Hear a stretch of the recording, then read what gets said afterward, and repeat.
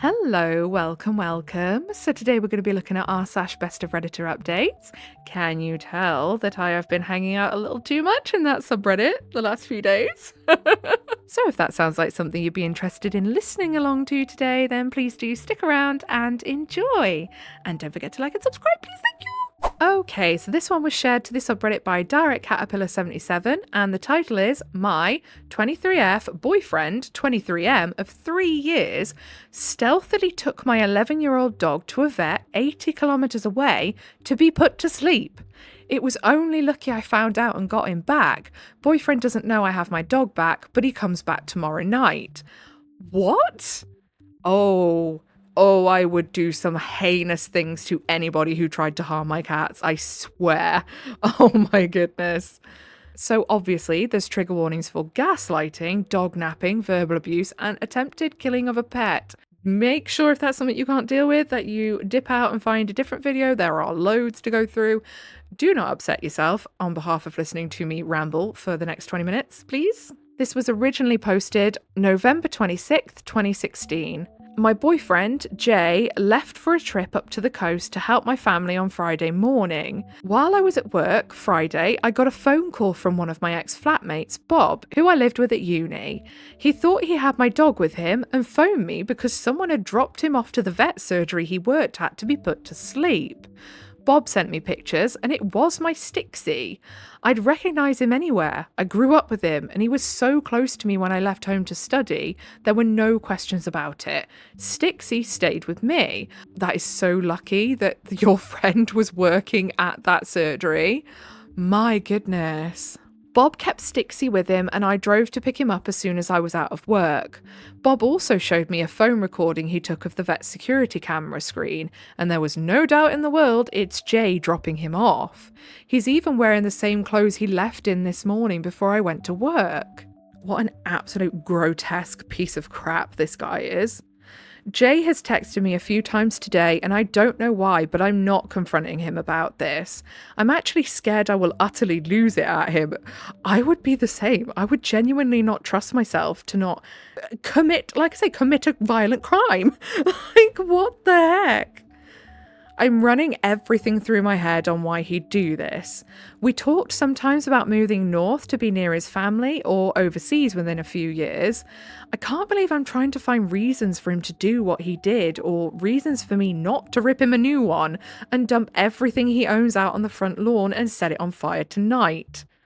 I'm half numb and half stunned, beyond rational thought. Why can't I get functionally angry here? Honestly, probably because you're just that shocked that someone you trusted would do this, to be quite fair. I would say it's quite a reasonable way to feel at first. Give it a few hours, it'll seep in. He texted me this morning like he normally does when he's away. I replied like normal, though we're not big text talkers anyway. He asked me a couple times if I was okay. Everything in the text I'm trying to read into what the hell he thinks he's hiding. I mean, wait, has he not once said, how's the dog? Because surely, if he's not now seeing you at least overnight, surely he thinks he's gone and had that dog put down and you've come home and your dog's not there. So like, how is he not confused by the fact you've not said anything? TLDR, boyfriend dropped my loved dog to a vet to be put down without telling me. I am utterly infuriated to the point I'm frozen and thinking in circles. What the hell do I do? Can I call the police? Was that legal? I don't ever want to see him again. I have no family here. I don't know which way to even begin to turn. Boyfriend doesn't arrive back until about 7 tomorrow night. Relevant comments. Sultan Linen says, well, that's terrifying. Do you have a place, a friend's maybe, where you and Stixie can stay for a bit while you get this sorted out? And by this I mean your new living situation, because you really can't continue to live with the guy who just tried to kill your dog behind your back. Literally. I would be leaving so quickly or changing the locks and not letting him back in. It really depends who's on the tenancy agreement, or lease, whatever you call it, on whether you can actually lock him out, I suppose. But still, if not, if there was no way of keeping him out, I would be leaving because he sounds unhinged. Literally unhinged. OOP, thank you for your comment. I do. At least 2 co-workers would be okay with me contacting them. Well, that's good.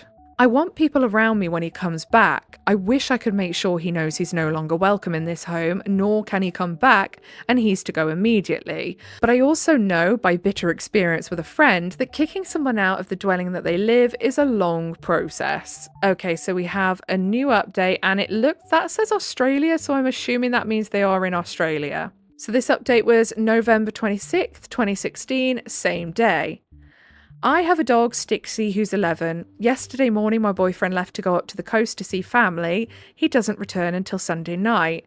By sheer luck and nothing else, an ex-flatmate of mine working at a vet clinic 80 kilometres from me called me while I was at work and asked if a dog someone had brought in to be put to sleep was my Stixie. It was. I had him hold Stixie and I collected him Friday.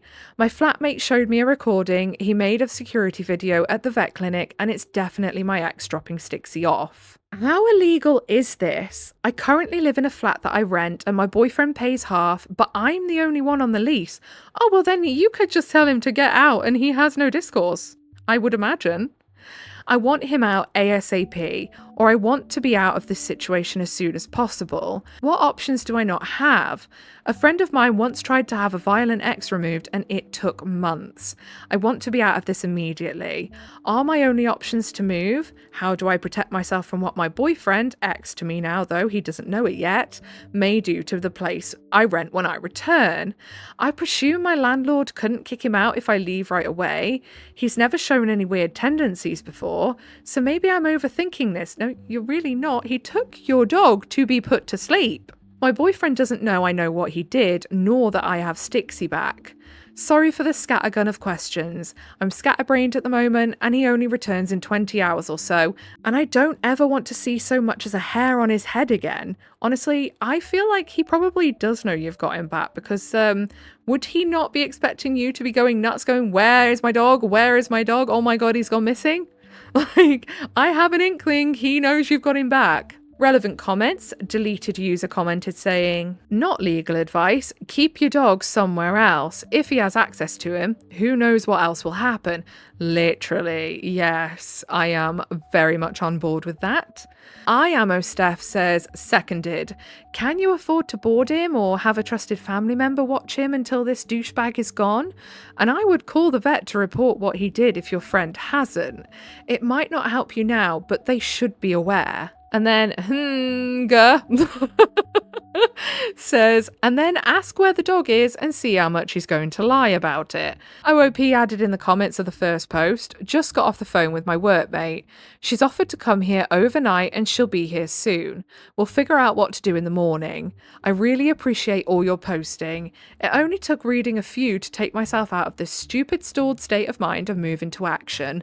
It's after midnight here. I'm going to crash hard tonight. Update 1, posted next day, November 27th, 2016. Edit and a quick update.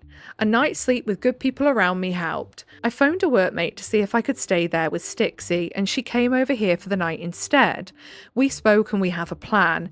Thank you for the links to the NSW laws. It looks like I might be in the clear with forcing my ex out. I am the renter, I am the only name on the lease, and we had no written agreement. Yeah, that's the same here in the UK, at least where I live in the UK. I don't know about anywhere else, but under my council's rules, if you're the only person named on the tenancy and you say this person's in my house and I want them out, like, they will be removed. You can get the police to remove them and they have to leave. They can't just decide to stay. They can try, but especially when you live in like housing association and things, they don't have much to stand on really. From my understanding, he is a boarder or lodger and can be removed quickly. I'll have to clarify, of course, but that gives me confidence. I was freaking out because I didn't know where to start last night. My ex will be confronted with more people I know in the house backing me up. Stixie is also in good health. He's 11, a bit too fat and slower than he used to be, but he's fine. He's not microchipped and I'm taking a personal leave day Monday and getting him chipped first thing. Update 2, posted the next day, November 28th, 2016. He came back. He lied. I was upset and looked it. We gave him enough rope to make excuse after changing excuse. First he was shocked that Stixie was gone and would help look for him. Then he was shocked someone took him to a vet to be put down. Then when confronted with proof it was him, he claimed Stixie was hit by a car and he had to end his suffering. When confronted with a live, happy Stixie, he turned it around and it ended with him telling me he should have had me put down. Excuse me? That is a big old yikes. My co-worker and her partner and I told him he was not welcome in the house anymore and that they were moving in with me and everyone in the house, and the neighbour we both get on well with who saw him return on Friday to take Stixie now knows what kind of a person he was. He left of his own accord and took some of his stuff. I'm no closer to knowing for sure why he tried what he did. Sorry for jamming up legal advice with this one. It wasn't much of a legal ending. Wow, that was a hell of a weird one. This guy sounds genuinely unhinged though, but to then be like, oh, it should have been you I had put down. Excuse me? And the way he was like barefaced lying to you as well when you know what actually had happened is crazy. Like, oh my goodness, this was a lucky escape I think that the OP had there, to be honest. So, down in the comments of the Best of Redditor Updates post, Past Futurism says the line, "It ended with him telling me he should have had me put down," just makes it clear that this person was trying to hurt OP in the most cruel way their twisted little mind could sort out. Despicable. Yeah, seriously, it's just the disdain to do something like that you must have for your very own partner is so weird. Why be with them if you hate them that much, you want to hurt them that bad? I don't get it. And then that guy Malcolm says, and this is why it was a really good move of her to have people around. Yeah, I'm so glad that she did. Soul Arts then says, yeah, I'm terrified to think what he could have done to her if they are alone. And then RD0815 says, yup, there wouldn't have been an update. OOP was so clever getting people as witnesses and physical protection. Too many are too shy to ask for assistance and end up in the hospital or worse. And even as well, I really like how she made a point of saying to him, the neighbour even knows what you've done and now knows what you're like. So everyone here and around here knows to keep an eye out for you and knows what you've done and disgusted with you. Like, that's actually a really good thing to do because it's going to make him know that he is being watched. If he's around or near that house, he is being watched because they know what a piece of shit he is. Okay, so I think we have a bit of time for another post. This one's actually from the relationship subreddit. So the title says, 31M, my fiance 36F, wants me to cut my long hair, but it's tied to trauma and autism. It's been dividing us for years. How do we move past this? Now, I must say, I'm very much all for bodily autonomy, and I don't like when someone, even a partner, says, I want you to do this because I want it this way. If it's like your hair or anything. But there are nuances to that, I must say, if it's a matter of hygiene or something. So I'm 31 and engaged to my 36-year-old fiance. We're planning to get married soon. I love her and she's important to me, but this one issue has been coming up again and again, and I don't know how to move forward with it. She wants me to cut my long hair. I really don't want to. I've explained to her many times why this matters to me, but it always ends up being a point of tension, and it's been this way for years now. To her, it seems like a small thing. She thinks I'm making a big deal out of it, like it's just a haircut and I'm being stubborn. But for me, it's not just about looks. I'm autistic and I think sensory aspect of having long hair really matters.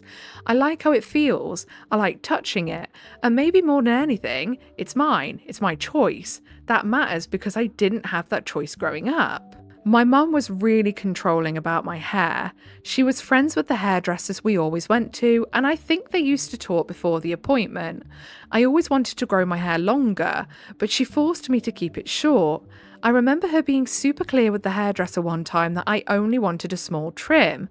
She nodded along and then made one short pass through my hair and said, "Oops, too late now." I hate that. I really hate that. I had no say in it. I was a kid and it left a mark. I really hate that. Like my youngest kid does not want to cut their hair. And I'm just like, okay, we won't cut it then. And then now and then they'll go, okay, I'm ready for a cut now. Okay, we'll do it now then. See how easy that is? Like, it doesn't have to be a big deal. Parents who think that they have control over every aspect of their kid and their appearance, as long as they're hygienic, they're clean, who cares if they are a boy with long hair or a girl with shorter hair or, I don't know, some variation of something else that's just appearance based. Who cares? Let them be people. They are actual people. My goodness. Even after I moved out, the trauma stuck with me. For years, I'd just used clippers at home to buzz it off myself. It was quicker, cheaper, easier emotionally. I wanted to grow it out, but keeping it short just felt safer.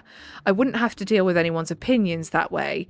It became a coping mechanism. In 2020, I finally let it grow. Now it's probably 12 or 13 inches long, so what, shoulder length? Just below shoulder length? I've got male pattern baldness thing going on, so it's probably not the most flattering look by most standards, but I like it. It feels good. It feels like me. For the first time in my life, I'm choosing how I look, and that means something. Okay, so from the girlfriend's perspective, I can kind of get why she probably is like, please cut your hair. Because if you've got like a thinning and baldness thing going on, it can look quite awkward. Maybe not as appealing as you'd like it to. And it obviously having it shorter can make that look a lot better. But there are other solutions than cutting it. Like, have you seen those male wigs now that like attach for like a month and they sit just over the bald patch, literally just over the bald patch, and the rest can be kept as long as they like? Like, they are so good. So there are solutions to the problem if it bothers his girlfriend that much. But obviously, again, if you like it, then who cares what anyone else thinks? She comes from a very traditional religious background and has pretty strong ideas of how a man should look.